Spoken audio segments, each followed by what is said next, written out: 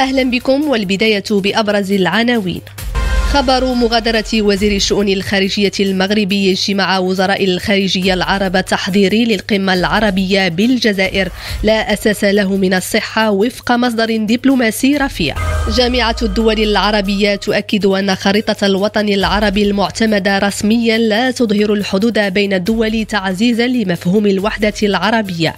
ودوليا 100 قتيل على الأقل في الهجوم الإرهابي الذي استهدف مقر وزارة التعليم بمقديشو.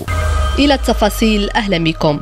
أكد مصدر دبلوماسي مغربي رفيع أنه عكس ادعاءات بعض المواقع ووسائل الأعلام الجزائرية بأن وزير شؤون الخارجية والتعاون الإفريقي والمغاربة المقيمين بالخارج السيد ناصر بوريطة قد غادر مكان اجتماع وزراء الخارجية العرب التحضيري للقمة العربية بالجزائر إثر خلاف مع وزير الشؤون الخارجية الجزائري، فإن هذا الخبر لا أساس له من الصحة.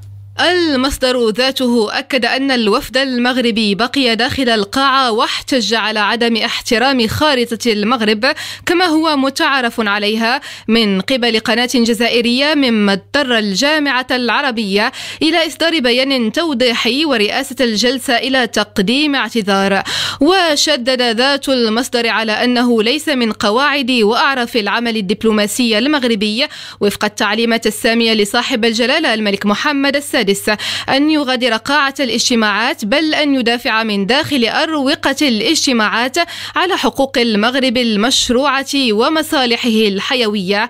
وخلص المصدر إلى أن كل الأخبار الرائجة عن مغادرة الوفد المغربي لقاعة الاجتماعات لا أساس لها من الصحة.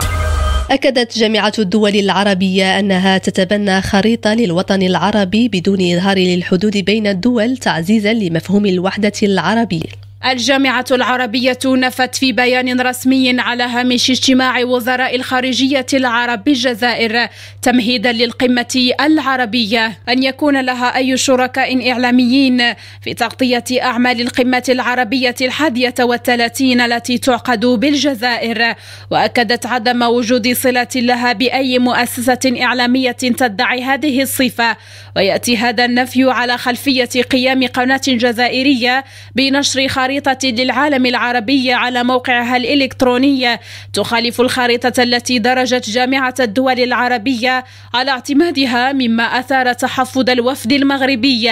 وأكدت الأمانة العامة أن الجامعة العربية لا تعتمد خريطة رسمية مبين عليها الحدود السياسية للدول العربية بما فيها المملكة المغربية، وأنها تتبنى خريطة للوطن العربي بدون إظهار للحدود بين الدول تعزيزا لمفهوم الوحدة العربية. أكدت سفارة المملكة المغربية بسيول عدم وجود أي مواطن مغربي ضمن ضحايا حادث التدافع المأساوي الذي شهدته العاصمة الكورية مساء أمس السبت خلال احتفالات الهالوين. السفارة أكدت في بلاغ لها أنها على اتصال دائم مع سلطات هذا البلد، وأنه لا يوجد أي مواطن ثابت وكذا رقما هاتفيا نقل.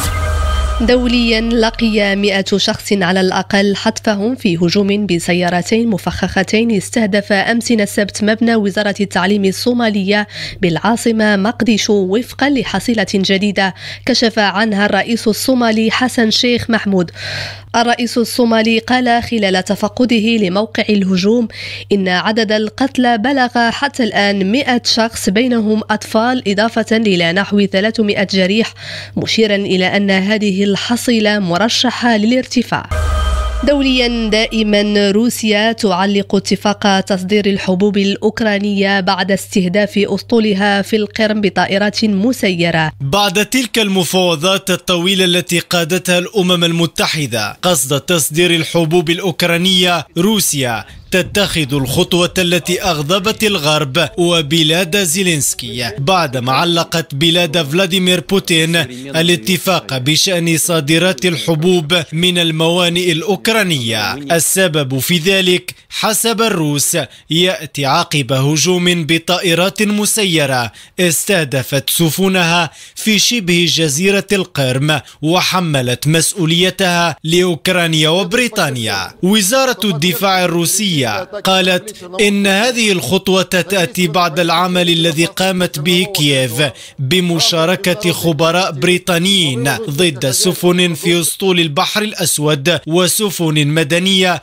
تشارك في ضمان أمن ممرات نقل الحبوب. من جهتها دعت الأمم المتحدة إلى الحفاظ على اتفاق تصدير الحبوب، إذ قال المتحدث باسم الأمين العام ستيفان دوجاريك إن اتفاق تصدير الحبوب من أوكرانيا كان لديه مفعول إيجابي لتوفير الغذاء لملايين الناس عبر العالم.